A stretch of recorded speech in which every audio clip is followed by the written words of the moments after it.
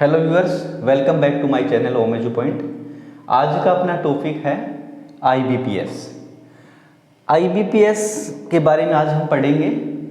सबसे पहले तो क्या है कि आईबीपीएस की फुल फॉर्म क्या है, आईबीपीएस खुद अपने आप में क्या है, क्या इस कब ये इस्टेब्लिश हुआ, क्या इसकी फंक्शनिंग है यानी क्या कार्य करता है ये, और क्या क्या इसके जो एग्ज़ाम्स हैं कौन कौन से एग्ज़ाम से कंडक्ट करवाता है। तो देखो, शुरू से सबसे पहले क्या करेंगे, हम आईबीपीएस के बारे में जानेंगे। आईबीपीएस है क्या?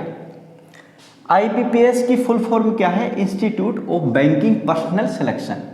यानी इंस्टीट्यूट यानी कोई संस्था है, और बैंकिंग यानी बैंकिंग से रिलेटेड, पर्सनल यानी होता है कार्मिक, वहाँ पे काम करने वाले लोग, ठीक है, यानी कर्मचारी, बैंक के कर्मचारी, और सिलेक्शन यानी जो चयन प्रक्रिया है, यानी बैंक में जो कर्मचारी काम करते हैं उनके सिलेक्शन करने की जो एक संस्था है उसका नाम क्या है? आईबीपीएस। यानी इसका शॉर्ट में नाम दे दिया आईबीपीएस। बाकी इसके नाम से ही पता चल रहा है कि बैंक में जो कर्मचारी का सिलेक्शन प्रोसीजर है उसको कंप्लीट करने वाली एक संस्था है ये, ठीक है, यहीं से पता चल रहा है इसके नाम से। अब ये कब बनी, कैसे इसका नाम आईबीपीएस आया, ठीक है, इस्टेब्लिश कब हुई, तो इसके बारे में थोड़ा सा हम बात करते हैं। देखो, जब हमारा जो इंडिया कंट्री है ये 1947 में जब आज़ाद हुआ, उसके बाद ये क्या हुआ, 50 में संविधान लागू हुआ। उसके बाद प्लानिंग कमीशन आए यानी योजना आयोग जैसे जैसे 1, 2, 3, फर्स्ट, सेकंड, थर्ड आए, ठीक है। उसके बाद बात आई कि भाई मनी कैसे ट्रांसफ़र हो, या मनी की जैसे ज़रूरत पड़ी, पैसों की ज़रूरत पड़ी लोगों को, तो उस टाइम पे क्या हुआ कि कमेटियाँ बनी, और कमेटियाँ बनी तो कमेटियों ने क्या सुझाव दिया कि सबसे पहले यदि आपको अपने देश में गरीबी को, यानी जो आपकी गरीबी है एक सबसे बड़ा रीजन उस टाइम पे देश को तरक्की में रोकने से जो एक अड़चन आ रही थी बहुत बड़ी, तो वो क्या थी? पॉवर्टी, ठीक है, यानी गरीबी। तो उसको दूर करने के लिए आप सबसे पहले क्या करो कि बैंकों को ब्रांचें अपनी फैलाओ, यानी लोगों के पास जब पैसा पहुंचेगा तो लोग काम करेंगे। उससे क्या कि जो इकोनॉमी की है इकोनॉमी इंडिया की, वो आगे ग्रोथ करेगी, यानी अच्छी वृद्धि होगी उसमें। तो सबसे पहले क्या किया गया उस टाइम पे, जो प्लानिंग कमीशन थे फर्स्ट, सेकंड, थर्ड, उसके बाद बात आई भी देश में इकोनॉमिक कंडीशन को कैसे सुधारा जाए। तो 1969 में यानी 1969 में फर्स्ट टाइम पे बैंकों का नेशनलाइजेशन हुआ, यानी क्या हुआ? राष्ट्रीयकरण हुआ। राष्ट्रीयकरण का मतलब क्या है यहाँ पे कि बैंकों का, जैसे मान लो पहले बैंक सिटी में होते थे, मोस्टली बैंक सिटी में, या फिर ऐसा होता था कि जैसे नॉर्थ साइड में है, नॉर्थ इंडिया में है, तो उनकी ब्रांच साउथ साइड में नहीं थी, साउथ इंडिया में नहीं थी, या फिर जैसे ईस्ट साइड में है कुछ बैंक, तो वो इधर नहीं आ रहे थे, नॉर्थ इंडिया में नहीं आ रहे थे। तो इनका क्या हुआ कि इनके बारे में बातचीत की गई अच्छे से कमेटी बिठा के, और इनका नेशनलाइजेशन हुआ 1969 में। यानी फर्स्ट टाइम पे 1969 में 14 बैंकों का यानी 14 बैंक्स का नेशनलाइजेशन हुआ, यानी उनकी ब्रांचें ऑल ओवर इंडिया में खोली गई, ठीक है। यानी जो नॉर्थ में था उसको साउथ तक पहुंचाया गया, फिर ईस्ट तक पहुंचाया गया, यानी चारों तरफ पूरी इंडिया में हर बैंक की ब्रांच खोलने का उनका एक मेन पर्पस था नेशनलाइजेशन का, ठीक है। उसके बाद दोबारा 1980 में हुआ, यानी 6 बैंकों का नेशनलाइजेशन 1980 में हुआ। तो इनका मेन पर्पस क्या था नेशनलाइजेशन का कि भाई जितनी ज़्यादा हो सके ज़्यादा ब्रांच खुलेंगी, ब्रांचों से क्या होगा कि लोगों तक पैसा पहुंचेगा, पैसों से क्या होगा, इकोनॉमी में वो हेल्प करेंगे हमारी, ठीक है, देश की इकोनॉमी आगे से आगे बढ़ेगी, यानी काम धंधे करेंगे, पैसा आएगा, लोगों के पास उधार लेंगे बैंक से, उसके बाद अपना बिजनेस करेंगे या कुछ भी करेंगे धंधा वगैरह, तो उससे क्या इकोनॉमी अपनी अच्छी होगी, देश की हालात गरीबी से थोड़ा सा उनको निजात मिलेगी एक तरीके से, ठीक है। अब देखो, नेशनलाइजेशन हुआ, उसी टाइम पे एक संस्था बनाई, किसने? आरबीआई ने। आरबीआई ने एक संस्था, एक इंस्टीट्यूट बनाई 1969 में। उस संस्था का नाम क्या था? NIBM, national institute of bank management. यानी NIBM जो 1969 में इस्टेब्लिश किया, किसने? आरबीआई ने। किसके लिए? बैंक से रिलेटेड कामों के लिए। इसका मेन पर्पज क्या था? Research, training, education and consultancy in bank management. जो बैंक का मैनेजमेंट यानी प्रबंधन के लिए जो काम आते हैं, क्या क्या चीज़ें, एक तो रिसर्च, यानी बैंक से रिलेटेड क्या रिसर्च करना है, क्या कमियां रह गई, क्या उसमें आगे हमें करना है काम, या फिर क्या इम्प्रूवमेंट करना चाहिए, वो सारी चीज़ का रिसर्च। ठीक है, पहली चीज़ तो ये किसके लिए, बैंकों के लिए, यानी जो नेशनलाइजेशन किया बैंकों का, ठीक है, ये नेशनलाइजेशन बैंकों का किया, उसके लिए रिसर्च ट्रेनिंग, यानी वहाँ के जो बंदे हमें लेने हैं या जो कार्मिक लेने हैं उनके लिए ट्रेनिंग व्यवस्था है, टाइम टू टाइम उनको अपडेट देना, ठीक है, या फिर उनको आगे से आगे उनको स्पेशल ट्रेनिंग देना कि काम कैसे बढ़ाना है, कैसे इसको आगे से आगे बैंक को हाई लेवल तक लेके जाना है। एजुकेशन से रिलेटेड और कंसल्टेंसी, यानी इनको सलाह भी दी गई, ठीक है, सलाह का काम भी किया गया कि आपको भी इस तरीके से काम करना है। तो ये सारा काम एक एजेंसी बनाई गई, एक इंस्टीट्यूट बनाई गई, NIBM। अब देखो, और ये किसके अंडर में बनाई गई, RBI के अंडर में। RBI ने स्टेब्लिश किया 1969 में, ठीक है। अब आप कहोगे नेशनलाइजेशन हुआ ये बैंकों का, तो उससे पहले क्या बैंक थे या कौन से बैंक थे, कैसे थे? देखो, गवर्नमेंट बैंक तो थे उससे पहले, लेकिन क्या हुआ, गवर्नमेंट बैंक थे तो उस टाइम पे कि गवर्नमेंट ने कुछ बैंक अपने अंडर में भी किए, कुछ प्राइवेट बैंक चल रहे थे और स्पेशल स्टेट्स में चल रहे थे, जैसे मान लो कुछ नॉर्थ में चल रहे थे, नॉर्थ में ही है वो, साउथ में, तो उनको कुछ जो प्राइवेट है उनको तो खुद के कंट्रोल में किया, यानी उनको नेशनलाइज किया, ठीक है। दूसरी चीज भाई, उनको अंडर में करके, और फिर फंड किसका होता था, सेंट्रल गवर्नमेंट का, सेंट्रल गवर्नमेंट का फंड होता था, तो वो अपना ज्यादा से ज्यादा ब्रांच खोल पाती थी, ठीक है। अब ये NIBM जो इंस्टीट्यूट बनी आपकी, ठीक है, national institute of bank management, ये 1969 में RBI के थ्रू बनी। इसका main purpose research, training, education और कंसल्टेंसी, किसके लिए, बैंक मैनेजमेंट के लिए, यानी बैंक में जो प्रबंधन के काम, यानी ये काम है, ये सारे के सारे NIBM देखती थी, ठीक है, किसके अंडर में, RBI के अंडर में।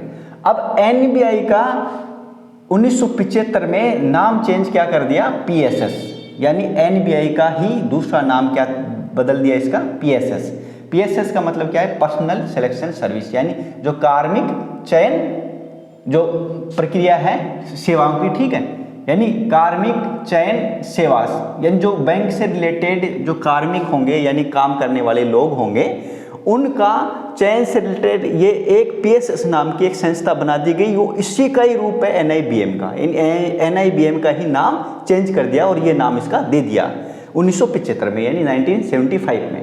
और उसी टाइम पे क्या हुआ कि RRB 1975 में, यानी RRB जो होते हैं हमारे रीजनल रूरल बैंक्स, उनके बारे में भी बात की गई और एक एक्ट बना दिया गया 1976, यानी एक्ट 1976। यानी जब भी कोई हम नई कोई बॉडी तैयार करते हैं या कुछ भी चीज़ तैयार करते हैं, हम कोई भी संस्था बनाते हैं, तो उसको क्या है कि संविधान में उसके बारे में मेंशन होना चाहिए। तो उस टाइम पे संविधान के अकॉर्डिंग एक एक्ट बनाया गया 1976, और RRB की उसमें डिटेल है कि भी RRB के लिए ये काम किया गया है, एक्ट 1976, ठीक है। और 1975 में RRB यानी जो रीजनल रूरल बैंक है उनकी ब्रांचें चालू होगी खोलना, ठीक है, यानी वहाँ से रूरल RRB की ब्रांच यानी रीजनल रूरल बैंक की शाखाएं खुलना शुरू हो गई वहाँ से। अब ये आपके दिमाग में ये आ रहा होगा कि जब नेशनलाइज्ड बैंक थे या नेशनलाइज कर लिया गया इन बैंकों का, ठीक है, तो फिर RRB की जरूरत क्यों थी? देखो, इसके लिए बात ये जरूरी है कि नेशनलाइजेशन बैंक होने के बाद RRB की जरूरत कहाँ पड़ी हमें? RRB का पूरा नाम क्या है, रीजनल रूरल बैंक, यानी क्षेत्रीय ग्रामीण बैंक। हमारे देश में, इंडिया में 70% और 70% से यानी ज़्यादा कौन सा एरिया है, कौन सी पॉपुलेशन है, रूरल, यानी ग्रामीण एरिया है कितना, 70%। 70% पॉपुलेशन कैसी है, ग्रामीण है हमारी। 30% को आप कह सकते हो अर्बन है, ठीक है। तो 70% जो पॉपुलेशन है ग्रामीण क्षेत्रों में, तो वो लोग क्या है कि ये जो ब्रांचें खोली गई, ये मेन पर्पज इनका कि बड़ी बड़ी सिटियों में खोले, उसके बाद उससे छोटी सिटी में, ठीक है, उसके बाद उससे छोटी सिटी में, ठीक है। तो ये ग्रामीण एरिया के जो लोग हैं, ग्रामीण जो पॉपुलेशन है, रूरल जो पॉपुलेशन है, वो लोग कैसे पहुंचेंगे यहाँ तक? तो इनके लिए एक रास्ता बिल्कुल क्लियर कट करने के लिए कि भाई इनके जो ग्रामीण इलाके हैं, ग्रामीण जो ग्राम पंचायत लेवल का या ग्रामीण स्तर पे बैंक खोले जाएं, और उनका नाम दिया गया RRB। और ये इसका मेन उद्देश्य ये था कि जो ग्रामीण जो जनसंख्या है उसका हमारी इकोनॉमी में एक बहुत बड़ा हाथ है, इसलिए 70% जो पॉपुलेशन जो ग्रामीण इलाके में रहते उनके लिए भी बैंकिंग व्यवस्था की जाए। तो मेन पर्पज RRB का यही था खोलने का कि RRB जो रूरल एरिया में होंगे वो उससे फ़ायदा किसको होगा, जो 70% पॉपुलेशन हमारी ग्रामीण इलाके में है, उनको इन बैंक से फ़ायदा हो, वो वहाँ से लोन ले सके, अपने काम कर सके, अपना बिजनेस बढ़ा सके और हमारी इसमें इकोनॉमी में हमारा आगे कोऑपरेट कर सके, इकोनॉमी देश की बढ़ाने में सहयोग कर सके। इसका मेन पर्पज यही था आरआरबी का खोलने का, ठीक है। ये 1975 में खोले गए। इसके बाद ये पीएसएस है, इस पीएसएस का ही नाम चेंज किया गया, कन्वर्ट कर दिया गया इसको किसमें, आईबीपीएस में। कब, 1984 में, यानी 1984 में पीएसएस को कन्वर्ट कर दिया और ये क्या बना दिया गया इसका, आईबीपीएस। यानी आईबीपीएस का नाम पहली बार 1984 में आया। यानी ये संस्था काम तो कर रही थी कब से, इस टाइम पे 1969 से। उस टाइम पे क्या नाम था इसका, एनआईबीएम, ठीक। उसके बाद एनआईबीएम का पर्पज ये था, एनआईबीएम को चेंज किया पीएसएस में, पर्सनल सिलेक्शन सर्विस में, इसी का ही नाम चेंज कर दिया गया 1984 में आईबीपीएस। तो अब आईबीपीएस के लिए तो आपको ये क्लियर हो गया होगा कि ये आईबीपीएस की शुरुआत यहाँ से हुई है। अब इसके बाद क्या है कि आईबीपीएस के बारे में जानते हैं। अब क्या करती है आईबीपीएस, अब जो प्रेजेंट में इसका काम है, अभी मैं 2023 की बात कर रहा हूँ, यानी पिछले 10-12 साल से क्या काम कर रही है, पहले भी करते थे, ठीक है, लेकिन नाम इसका अलग था। अब क्या है, ये एक एज ए रिक्रूटमेंट एजेंसी है, किसके लिए, बैंक्स के लिए, ठीक है। और किसके अंडर में है ये, मिनिस्ट्री ऑफ फाइनेंस, यानी वित्त मंत्रालय के अंडर में, भारत सरकार का जो गवर्नमेंट ऑफ इंडिया का वित्त मंत्रालय है उसके अंडर में एक ये रिक्रूटमेंट एजेंसी के रूप में काम करती है। और ये रिक्रूटमेंट किसकी करती है, बैंक से रिलेटेड जो भी पर्सनल यानी कार्मिक है, कर्मचारी है, उनकी रिक्रूटमेंट करती है, ठीक है। इसका हेडक्वार्टर कहाँ पे है, हेडक्वार्टर है इसका मुंबई में इसका हेडक्वार्टर है, किसका, आईबीपीएस का। अब आईबीपीएस का जो अब आज के टाइम पे जो आईबीपीएस काम कर रही है, यानी जो एक बड़े लेवल का काम कर रही है, वो क्या कर रही है, बैंक से रिलेटेड कर्मचारी हैं, बैंक से रिलेटेड जो बैंक प्रोबेशनरी ऑफिसर हो, चाहे क्लरिकल हो, चाहे स्पेशलिस्ट ऑफिसर, उन सब की भर्ती कौन कर रहा है, आईबीपीएस कर रहा है, ठीक है। अब देखो ये आईबीपीएस जो 2011 से चालू कब किया इसने, ये बैंक का एग्जाम 2011 से। अब 2011 में पहली बार इसने CWE के नाम से, यानी कॉमन रिटन एग्जामिनेशन के नाम से एग्जाम ली, किसके लिए, सभी बैंकों के लिए। यानी इससे पहले क्या होता था, यानी आईबीपीएस, जब ये आईपीएस बोर्ड तो ये बन गया पहले, ठीक है, यानी 1984 में बन गया, लेकिन बैंक की इकट्ठी एग्जाम, यानी सारे बैंकों की जो नेशनलाइज बैंक है उन सब के लिए इकट्ठी एग्जाम, एक साथ एग्जाम कंडक्ट कब करवाई इसने, 2011 में पहली बार। और 2011 में जो हुआ वो था ऑफलाइन बोर्ड था, यानी आपका जो अभी ऑनलाइन होता है ऐसा नहीं था, ऑफलाइन था पहली बार, ठीक है। फर्स्ट टाइम पे जब CWE ये हुआ आईबीपीएस का 2011 में, ये ऑफलाइन था उस टाइम पे, ठीक है। अब आप कहोगे कि इकट्ठा किया गया ये सभी बैंकों के जो नेशनलाइज्ड बैंक हैं उनका सभी का इकट्ठा इसने एग्जाम करवाया या फिर आरआरबी का इकट्ठा करवाया। तो इससे पहले कैसे होता था, इससे पहले ऐसे होता था, जैसे मान लो पंजाब नेशनल बैंक को अभी 1000 पीओ की जरूरत है या 1000 क्लरिकल कैडर की जरूरत है, यानी क्लर्क चाहिए उसको 1000, तो क्या करता था पंजाब नेशनल बैंक खुद अपनी रिक्रूटमेंट निकालता था, अपनी खुद की अलग से वैकेंसी एडवर्टाइजमेंट निकालता था और उसको कंप्लीट खुद करवाता था अपने आप, या किसी थर्ड पार्टी के थ्रू करवा लेता था, लेकिन वो खुद अपनी अपनी अलग अलग वैकेंसी निकालते थे और उनकी हर वैकेंसी के लिए, यानी हर बैंक की वैकेंसी के लिए अलग अलग कैंडिडेट को फॉर्म भरना पड़ता था और अलग अलग ही उसके लिए एग्जाम होती थी। इससे क्या होता था, हर बैंक का टाइम ज़्यादा लग रहा है, ठीक है, हर कैंडिडेट जो एग्जाम बैंक में इंटरेस्टेड है, जो बैंक में काम करना चाहता है, यानी बैंक में अपना फ्यूचर देखता है बैंक सर्विस के लिए, तो उस बच्चे को, उस कैंडिडेट को क्या करना पड़ता था, हर बार अलग अलग बैंक के लिए अलग अलग एग्जाम देनी पड़ती थी। उसके बाद कई बैंक ऐसे भी थे जिनमें इंटरव्यू था, ऑफिसर लाइन में इंटरव्यू होता है, तो उसमें इंटरव्यू के लिए अलग से, यानी एक बैंक, यानी 4 बैंकों ने या 5 बैंकों ने निकाली वैकेंसी एक साल में, तो 5 बैंकों के लिए 5 बार एग्जाम होगी उसकी, 5 बार इंटरव्यू होगा उस बंदे का, 5 बार अलग अलग उसको, यानी पैसों की जरूरत पड़ेगी। दूसरी चीज, बैंक को भी बिजी रहना पड़ेगा, जैसे क्लरिकल के लिए अलग वैकेंसी निकाल दी, स्पेशलिस्ट ऑफिसर के अलग, यानी एक ही बैंक है, जैसे मान लो PNB ले लो, आप कुछ भी ले लो, या फिर बैंक ऑफ बड़ौदा, कोई भी बैंक ले लो आप जो नेशनलाइज है, वो क्या करता था कि क्लरिकल के लिए अलग वैकेंसी आ रही है उसकी, फिर स्पेशलिस्ट ऑफिसर के लिए अलग वैकेंसी आ रही है, उसके बाद आ रही है जैसे टेक्निकल वाले हैं जो स्पेशलिस्ट ऑफिसर, वो आ गए, बैंक PO के लिए अलग आ रही है, 3-3, 4-4 वैकेंसी, यदि 2 साल में भी एक बार निकाल रहा है तो 4 वैकेंसी वो करवा देगा। तो उससे क्या कि टाइम खराब होता था, सिस्टम खराब होता था और जो कैंडिडेट मिलते थे वो भी एक अच्छे कैंडिडेट उनको नहीं मिल पाते थे, ठीक है। तो तो इसलिए क्या किया गया 2011 में इस IBPS को ही ये सारा काम सौंप दिया गया और ये क्या करने लगी, रिक्रूटमेंट एजेंसी के रूप में काम करने लगी बैंक के लिए, जो bank clerical specialist officer, bank PO, ठीक है, बैंक MTs, ठीक है, ये सारे के सारे इसी के अंडर से भरे जाने लग गए। ठीक है, अब 2011 में तो पहली बार ऑनलाइन एग्जाम हुई, ठीक है, ऑफलाइन एग्जाम हुई CWE के थ्रू। उसके 2012 से पहली बार इन्होंने ऑनलाइन मोड चालू कर दिया था, यानी ऑनलाइन रिटन एग्जामिनेशन होने लग गए थे 2012 से। ठीक है, और ये किस किस चीज़ के होने लग गए थे ये भी मैं बताऊंगा आपको। अब पहले तो बात कर लेते हैं नेशनलाइज्ड बैंक की, यानी नेशनलाइज्ड बैंक कौन कौन से हमारे जो PSU बोलते हैं, ठीक है, यानी सेंट्रल गवर्नमेंट के अंडर में, ठीक है, जो काम कर रहे हैं बैंक, वो कौन कौन से। देखो प्राइवेट बैंक अपना लेते हैं, सारी वैकेंसी वगैरह सारा कुछ प्रोसीजर उनका अलग है, लेकिन मैं बात कर रहा हूँ नेशनलाइज्ड बैंक, जो पब्लिक सेक्टर बैंक जिनको बोलते हैं, वो अभी 12 हैं इस टाइम पे, 2023 की बात कर रहा हूँ मैं। 2023 के अंदर इनकी संख्या कितनी, 12 है। जब ये बोर्ड बना था, यहाँ पे ये बोर्ड नहीं, ये जब पहली बार एग्जाम दिया था इस टाइम पे 20 के आसपास थी, 20 या 21 या 19 ऐसे हो सकती है इसकी संख्या। तो उस टाइम पे 19, 20, 21 इनकी संख्या थी, 19 हो सकती है या 20 या 21 ऐसे संख्या थी किसकी, CW की, जो इसका नेशनलाइज्ड बैंकों के एग्जाम ली थी उस टाइम इतने बैंकों के लिए था। उसके अलावा RRBs थे उस टाइम पे, ठीक है, 83, 84 के आसपास RRBs थे उस टाइम पे। एक समय ऐसा भी था जब RRB की संख्या 196 यानी 196 हो गई थी, RRB रीजनल बैंक 196 संख्या हो गई थी उस टाइम पे।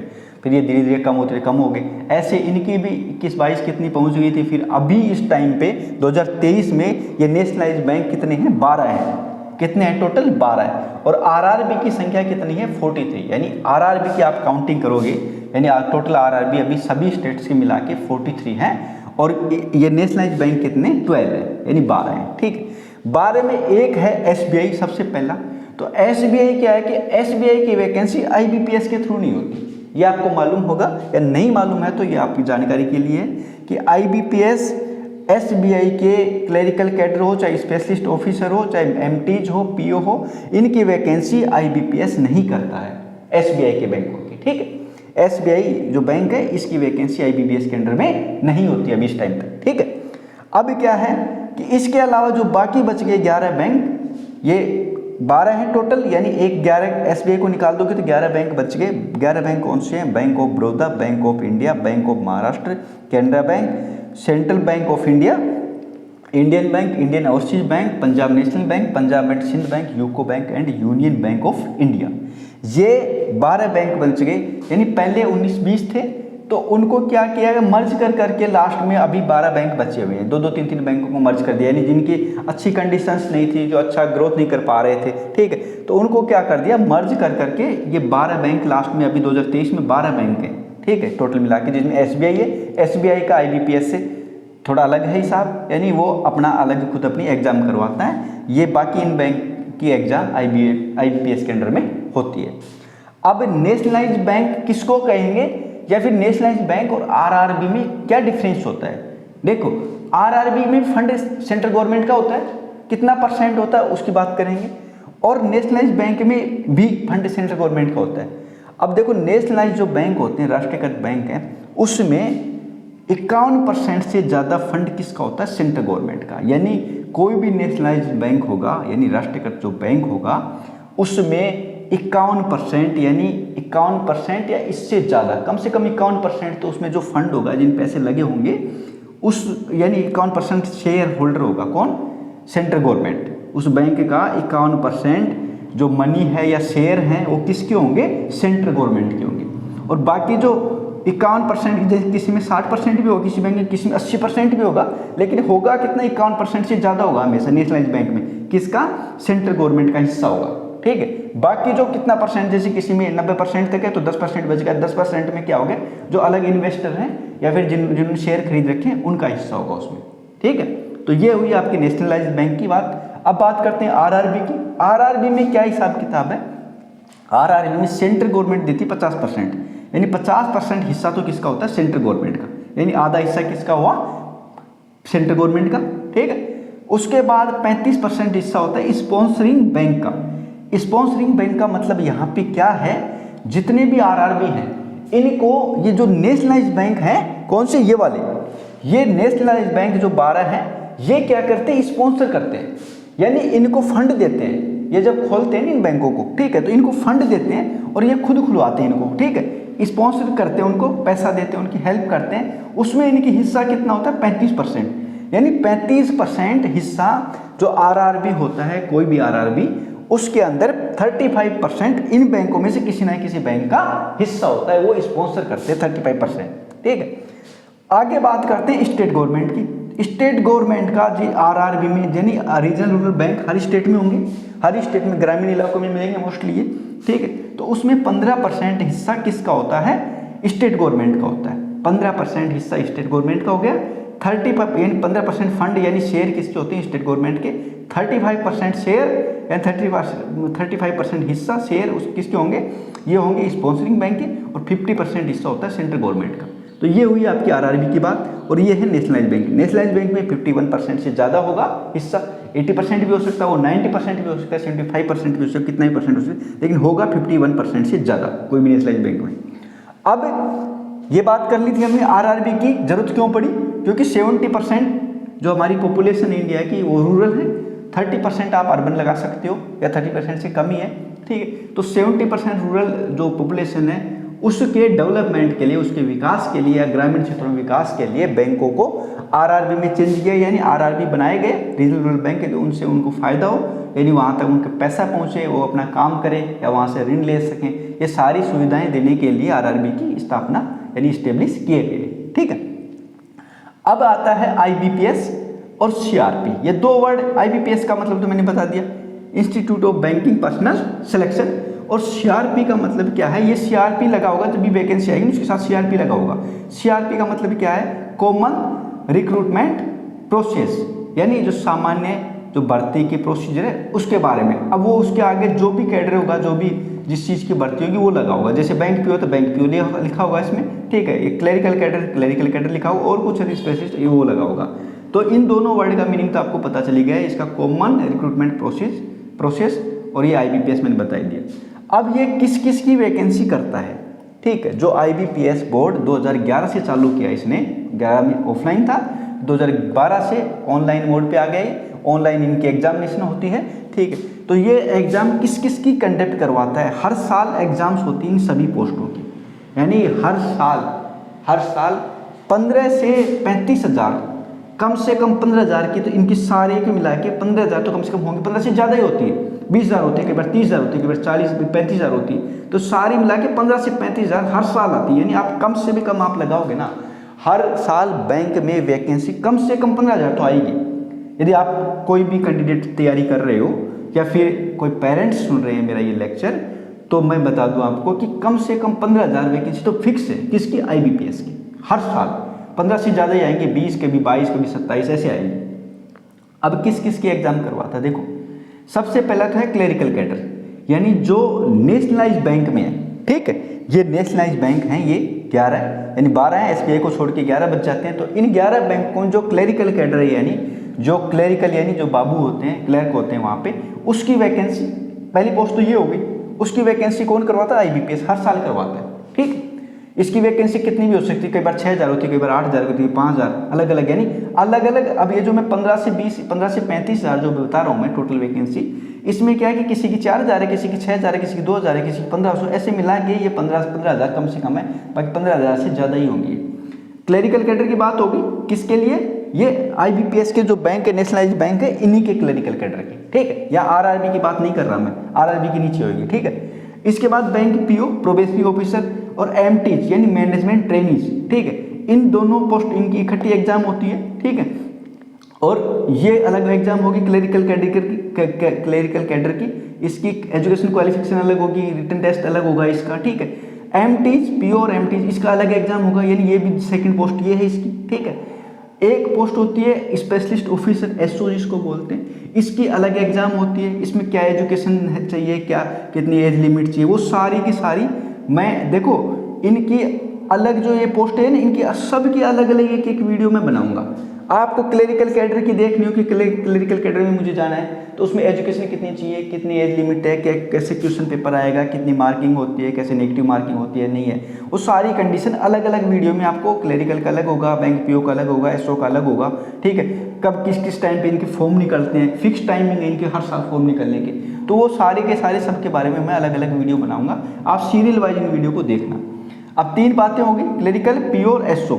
अब ये 3 तो आईबीपीएस करवाएगा अलग अलग, ठीक। इसके बाद आरआरबी, जो रीजनल रूरल बैंक हैं उनमें ये 4 पोस्टें हैं। ऑफिस असिस्टेंट, जो यहाँ पे क्लरिकल कैडर है ना, ये ऑफिस असिस्टेंट होता है यहाँ पे, मल्टीपर्पज ऑफिस असिस्टेंट मल्टीपर्पज, यानी जो बहुउद्देशीय कह सकते हैं इसको आप, ठीक है, यानी ऑफिस के काम के लिए क्लरिकल कैडर में, ठीक है, क्लरिकल में ही आते हैं ये पोस्ट क्लरिक की होती है, बाबू की होती है, ठीक है। इसके बाद आता है officer scale first, officer scale second, officer scale third. ये 3 ऑफिसर कैटेगरी की पोस्ट हैं, इनके लिए भी अलग अलग एग्जाम होती है, अलग अलग इनका एग्जाम सिलेबस है, ठीक है। इसके लिए अलग एग्जाम सिलेबस है, इसके लिए अलग है, इसके लिए अलग है, तो इस टाइप से ये 7 एग्जाम्स हैं अलग अलग। इनकी किस किस के कब कब फॉर्म निकलते हैं, क्या इसकी एग्जाम, क्या इसकी एज लिमिट है, क्या इसका सिलेबस है, ठीक है, कितनी वैकेंसी आती है, इसके बारे में मैं आपको इनके अलग अलग वीडियो आपको सीरियल वाइज बना के दे दूंगा, आप उसमें से पूरी जानकारी ले सकते हैं। तो ये हुए आपकी आईबीपीएस के अंडर में जो कॉमन रिक्रूटमेंट प्रोसीजर के थ्रू जो वैकेंसियाँ फिल होती हैं, वो आपकी इन 7 पोस्टों के लिए होंगी। 7 पोस्ट ये हैं, ठीक है। ये इनकी वैकेंसी 15 से 35 हज़ार के बीच हर साल आती है। तो जिस भी बच्चे को, जिस भी कैंडिडेट को यदि बैंकिंग में अपना कैरियर बनाना है, तो ये लगातार 11-12 साल से तो लगातार ले रहा है, यानी 2011 से लगा लो आप, तो 13 साल हो गई। यानी अभी जो बैच चल रहा है, तो वहाँ पे 13 बैच चल रहा है ये आईबीपीएस का, जो ये कॉमन रिक्रूटमेंट, ये कॉमन रिटन एग्जामिनेशन करवा रही है CW, ठीक है। तो अभी इसको नाम क्या दे दिया, CRP दे दिया, ठीक है, यानी कॉमन रिक्रूटमेंट प्रोसेस दे दिया। पहले क्या होता था, कॉमन रिटन एग्जामिनेशन बोलते थे इसको, ठीक है। तो ये अभी यानी 13वें नंबर का बैच चल रहा है, अभी इसका 13 नंबर का ये सिलेक्शन प्रक्रिया चल रही है, यानी 12 कंप्लीट हो चुके इसके, या किसी का 12वां चल रहा है, जैसे लेट बाद में फॉर्म निकले, जिसके नवंबर दिसंबर में फॉर्म निकले, ठीक है, तो उनके क्या चल रहा है, उनका 12वां बैच चल रहा होगा, बाकी का इनका 13वां चल रहा है। तो अब किस किस की कब कब वैकेंसी आती है, कौन से महीने में कौन सा नोटिफिकेशन आता है, इनके बारे में अलग अलग पोस्टों का अलग अलग मैं आपको बता दूंगा। और ये वीडियो आपके लिए बहुत हेल्पफुल है। कई बार इनसे भी उठा के क्वेश्चन पूछ लेते हैं बैंक फील्ड में, ठीक है, कि PSS क्या था, कब इस्टेब्लिश हुआ, ठीक है, IBPS का पहले क्या नाम था, ठीक है। तो ये आपको IBPS का टॉपिक क्लियर हो गया होगा कि IBPS क्या है, किस किस की एग्जाम करवाता है, नेशनलाइज्ड बैंक कौन से हैं, RRB में कौन कौन से बैंक हैं, ठीक है। RRB में देखो हर स्टेट के अलग अलग बैंक है, ठीक है। हरियाणा में होंगे हरियाणा के, राजस्थान में राजस्थान के, महाराष्ट्र में महाराष्ट्र, उनके साथ में स्टेट का नाम लगा मिल जाएगा आपको, ठीक है, स्टेट का, ठीक है, स्टेट का नाम वहाँ इंडिकेट आपको मिल जाएगा कि ये उस स्टेट का रूरल बैंक है। क्षेत्रीय भी लिखा होगा वहाँ पे, यानी रीजनल लिखा होगा इंग्लिश या हिंदी में, ठीक है। तो उससे भी आपको इंडिकेशन मिल जाएगा, उससे पता लग जाएगा कि ये क्षेत्रीय ग्रामीण बैंक है यहाँ का, ठीक। तो ये हुआ आपका IBPS के बारे में थोड़ी सी एक जानकारी। यदि फिर भी कोई जानकारी इसमें रह गई हो, कुछ इन्फॉर्मेशन रह गई हो, तो आप मुझे कमेंट बॉक्स में ज़रूर बताएं कि सर ये यहाँ पे ये छोड़ दिया आपने। बाकी मैंने जितना डेटा कलेक्ट करके जितना सोचा था कि हाँ भाई इतना अच्छा बना के बता दूंगा, मैं इनकी भी एक बेसिक जानकारी दे दूंगा कि लोगों के दिमाग में होता है कि IBPS। अब IBPS के बारे में जानकारी जरूरी है यदि आप इस फील्ड में आना चाहते हो, या अपने किसी बच्चे को या अपने किसी रिलेटिव को बैंक की तैयारी करवाना चाहते हो, तो बेसिक चीज़ें आपको पता होनी चाहिए। तो मुझे लगता है, या मुझे आशा और उम्मीद है कि आपको ये वीडियो अच्छा लगेगा, ये वीडियो, ठीक है। और आप इसे ज़्यादा से ज़्यादा शेयर और लाइक और वीडियो को सब्सक्राइब करेंगे, चैनल को सब्सक्राइब करेंगे। Thank you.